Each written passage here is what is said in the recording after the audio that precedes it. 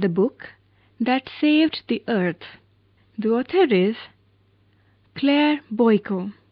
Page number 63 to 74. Introduction. Mother Goose is a well-known book of nursery rhymes in English. Do you think such a book can save planet Earth from a Martian invasion? Read this play, set 4 centuries in the future, and find out.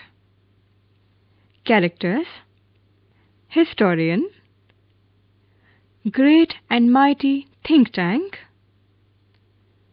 Apprentice Noodle, Captain Omega, Lieutenant Iota, Sergeant Oop.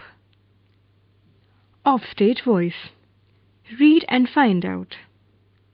1. Why was the 20th century called the era of the book? 2. Who tried to invade the earth in the 21st century? Now let us listen to the play, The Book That Saved the Earth. Scene 1. Time: the 25th century.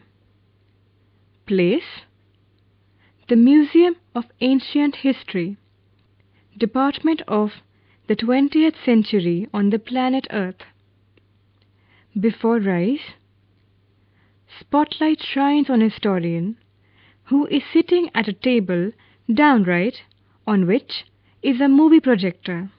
A sign on an easel beside her reads, Museum of Ancient History, Department of the 20th Century. She stands and bows to audience. Historian: Good afternoon. Welcome to our Museum of Ancient History and to my department, Curiosities of the Good Old Far-Off 20th Century.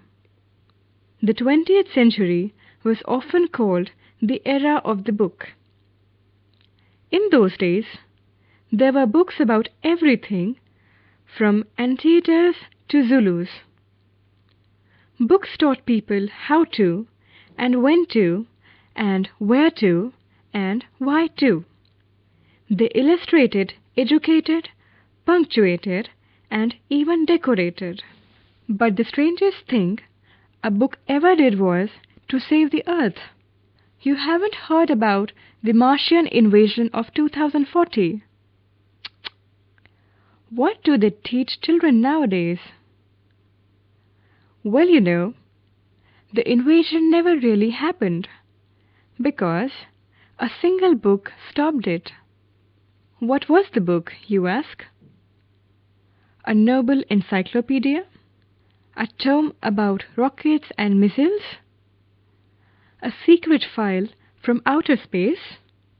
No, it was none of those. It was, but here, let me turn on the history scope and show you what happened many centuries ago, in 2040. She turns on projector and points it left.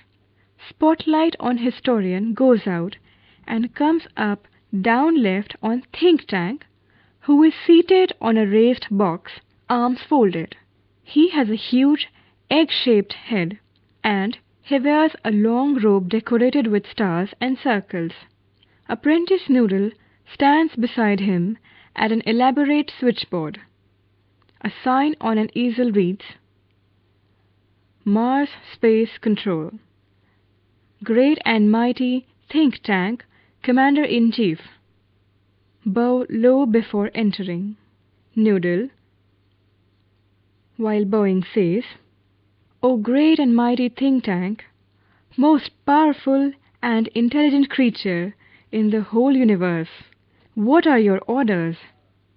Think tank says peevishly, You left out part of my salutation, Apprentice Noodle. Go over the whole thing again. Noodle says, It shall be done, sir, in a sing-song. O great and mighty think tank, rulers of Mars and her 2 moons, most powerful and intelligent creature in the whole universe. Out of breath. What are your orders? Think Tank says. That's better, Noodle.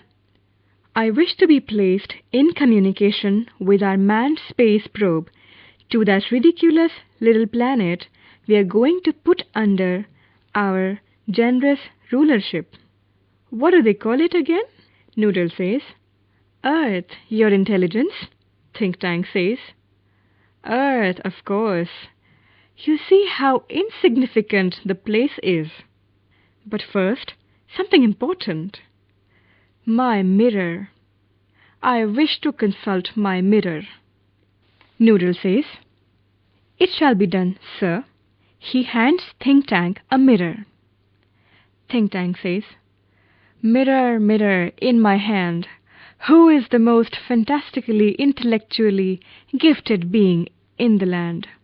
Off-stage voice, after a pause, says, You, sir. Think Tank says, smacking mirror. Quicker! Answer quicker next time. I hate a slow mirror. He admires himself in the mirror. Ah, there I am. Are we Martians not a handsome race? So much more attractive than those ugly earthlings with their tiny heads. Noodle, you keep on exercising your mind, and someday you'll have a balloon brain just like mine, Noodle says. Oh, I hope so, mighty Think Tank, I hope so. Think Tank says. Now contact the space probe. I want to invade that primitive ball of mud called Earth before lunch. Noodle says, It shall be done, sir. He adjusts levers on switchboard. Electronic buzzes and beeps are heard as the curtains open. Scene 2. Read and find out. What guesses are made by Think Tank about the books found on Earth? Time, a few seconds later. Place, Mars Space Control and the Centerville Public Library. At rise, Captain Omega stands at center, opening and closing card catalog drawers in a confused fashion. Lieutenant Iota is up left, counting books in a bookcase. Sergeant Oop is at right, opening and closing a book, turning it upside down, shaking it and then riffling the pages and shaking his head. Noodle, adjusting knobs, says, I have a close sighting of the space crew, sir.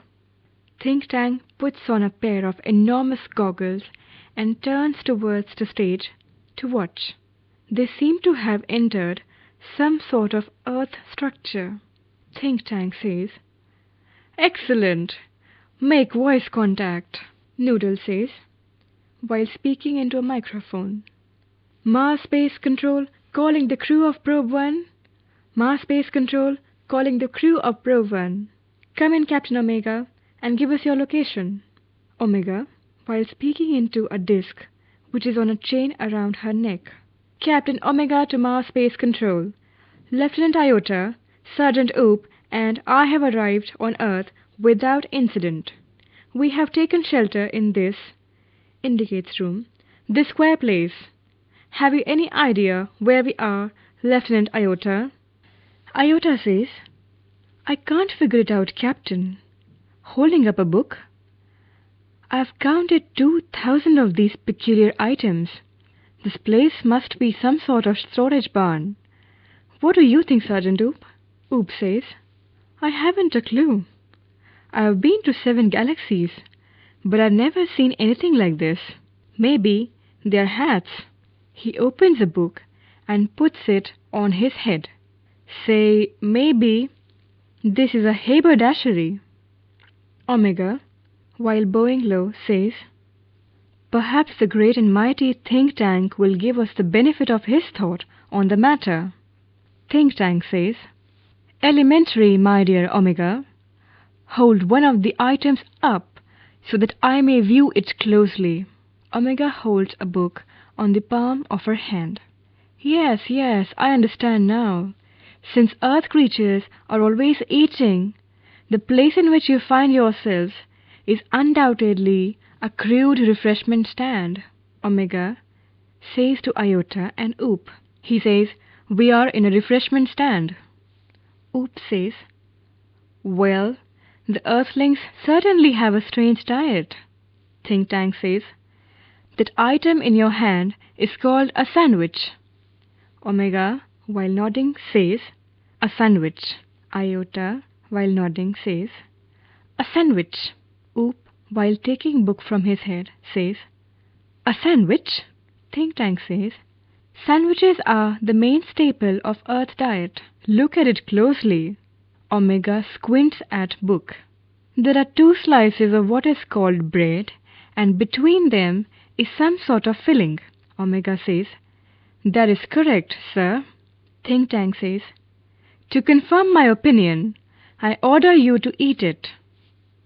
Omega, while gulping, says, "Eat it?" Think Tank says, "Do you doubt the mighty Think Tank?" Omega says, "Oh, no, no. But poor Lieutenant Iota has not had her breakfast." "Lieutenant Iota, I order you to eat this sandwich." Iota dubiously says, "Eat it? Oh, Captain, it's a very great honor to be the first Martian to eat a sandwich, I'm sure. But how can I be so impolite as to eat before my sergeant?" Handing Oop the book and saying brightly, "Sergeant Oop, I order you to eat the sandwich immediately." Making a face, Oop says, "Who, Lieutenant? Me, Lieutenant?" Iota and Omega, saluting, say, "For the glory of Mars, Oop." Oop says, "Yes, of course. Immediately." He opens his mouth wide. Omega and Iota watch him breathlessly. He bites down on a corner of the book and pantomimes chewing and swallowing while making terrible faces. Omega says, "Well, Oop?" Iota says, "Well, Oop?" Oop coughs. Omega and Iota pound him on the back. Think Tank says, "Was it not delicious, Sergeant Oop?" Saluting, Oop says, "That is correct, sir. It was not delicious. I don't know how the Earthlings can get those sandwiches down without water. They are dry as Martian dust." Noodle says, Sir, great and mighty Think Tank, I beg your pardon, but an insignificant bit of data floated into my mind about those sandwiches." Think Tank says, "It can be worth much, but go ahead. Give us your trifling bit of data." Noodle says, "Well, sir, I have seen surveyor films of those sandwiches. I noticed that the Earthlings did not eat them. They used them as some sort of communication device." Haughtily, Think Tank says, "Naturally. That was my next point. These are actually communication sandwiches. Think Tank is never wrong. Who is never wrong?" Saluting, all say, "Great and mighty Think Tank is never wrong." Think Tank says, "Therefore, I order you to listen to them." Omega says, "Listen to them?" Iota and Oop, to each other, puzzled, say, "Listen to them?" Think Tank says, "Do you have marbles in your ears? I said listen to them." Martians bow very low. Omega says, "It shall be done, sir." They each take 2 books from the case and hold them to their ears, listening intently. Iota, whispering to Omega, says, "Do you hear anything?" Omega, whispering back, says, "Nothing. Do you hear anything, Oop?" Loudly, Oop says, "Not a thing." Omega and Iota jump in fright. Omega and Iota say, "Shh! They listen intently again. Think Tank says, Well, well, report to me. What do you hear? Omega says, Nothing, sir. Perhaps we are not on the correct frequency. Iota says, Nothing, sir. Perhaps the Earthlings have sharper ears than we do. Oop says, I don't hear a thing. Maybe these sandwiches don't make sounds. Think Tank says, What? Does somebody suggest the mighty Think Tank has made a mistake? Omega says, Oh, no, sir, no, sir. We'll keep listening. Noodle says, Please excuse me, Your Brilliance, but a cloudy piece of information is twirling around in my head. Think Tank says, Well, twirl it out, Noodle, and I will clarify it for you. Noodle says, I seem to recall that the Earthlings did not listen to the sandwiches. They opened them and watched them. Think Tank says, Yes, that is quite correct. I will clarify that for you, Captain Omega. Those sandwiches are not for ear communication. They are for eye communication. Now, Captain Omega, take that large, colorful sandwich over there. It appears to be important. Tell me what you observe. Omega picks up a very large volume of Mother Goose, holding it so that the audience can see the title. Iota looks over her left shoulder and Oop peers over her right shoulder. Omega says, It appears to contain pictures of Earthlings. Iota says, There seems to be some sort of code. Think Tank says, sharply interested. Code? I told you this was important. Describe the code. Oop says, It's little lines and squiggles and dots. Thousands of them alongside the pictures. Think Tank says, Perhaps the Earthlings are not as primitive as we have thought. We must break the code. Noodle says, Forgive me your cleverness, but did not the chemical department give our space people vitamins to increase their intelligence?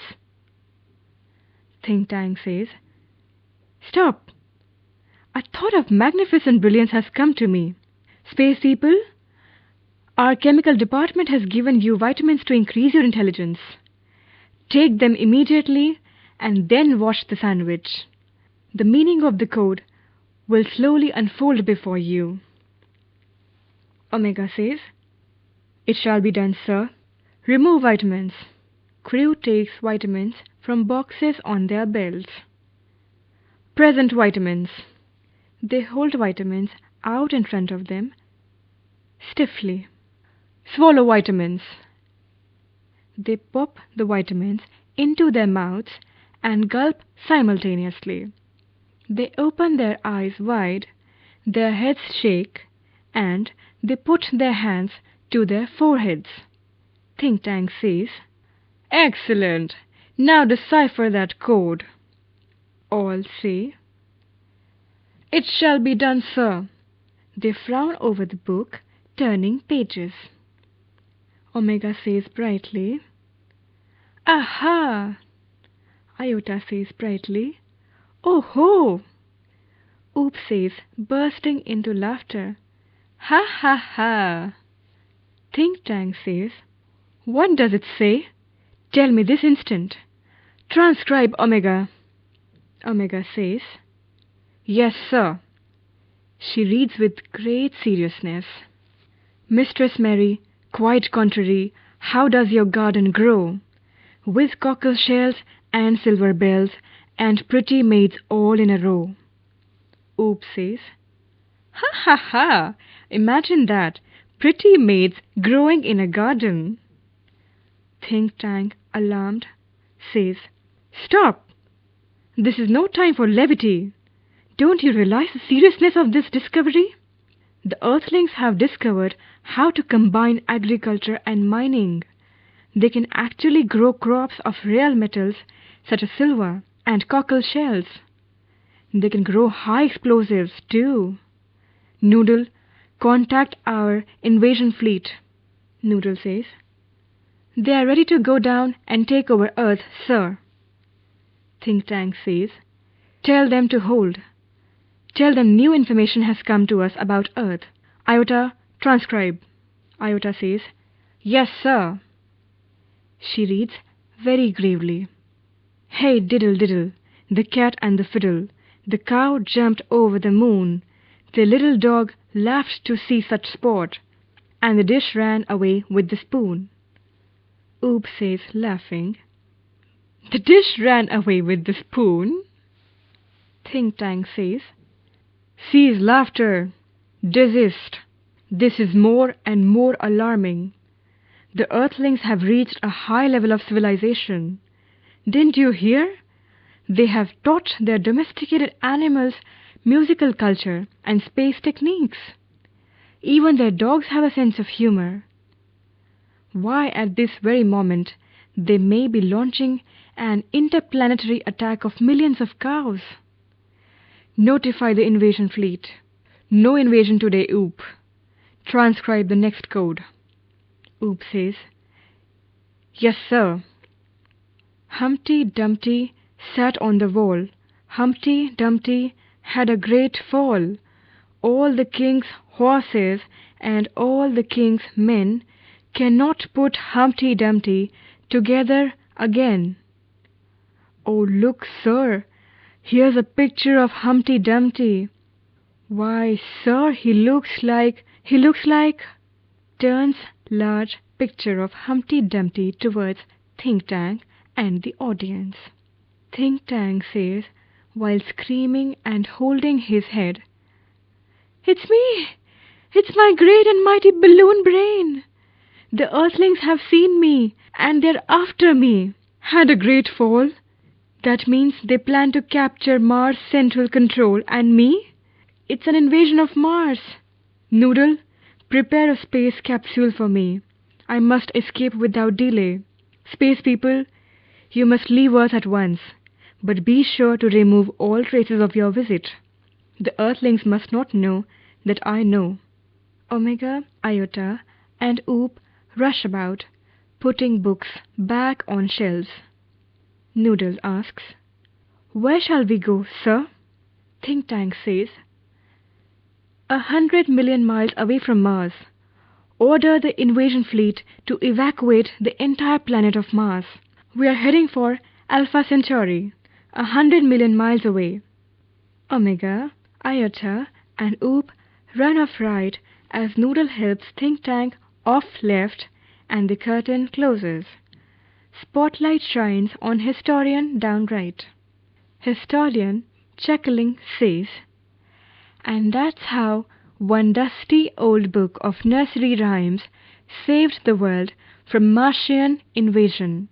As we all know, in the 25th century, 500 years after all this happened, we Earthlings resumed contact with Mars, and we even became very friendly with the Martians. By that time, great and mighty Think Tank had been replaced by a very clever Martian, the wise and wonderful Noodle. Oh yes, we taught the Martians the difference between sandwiches and books. We taught them how to read too, and we established a model library in the capital city of Marsopolis. But, as you might expect, there is still one book that the Martians can never bring themselves to read. You have guessed it, Mother Goose. She bows and exits right. Curtain. Glossary. Easel. Wooden frame to support a blackboard or a picture. Zulus. An African ethnic group belonging to South Africa. Apprentice.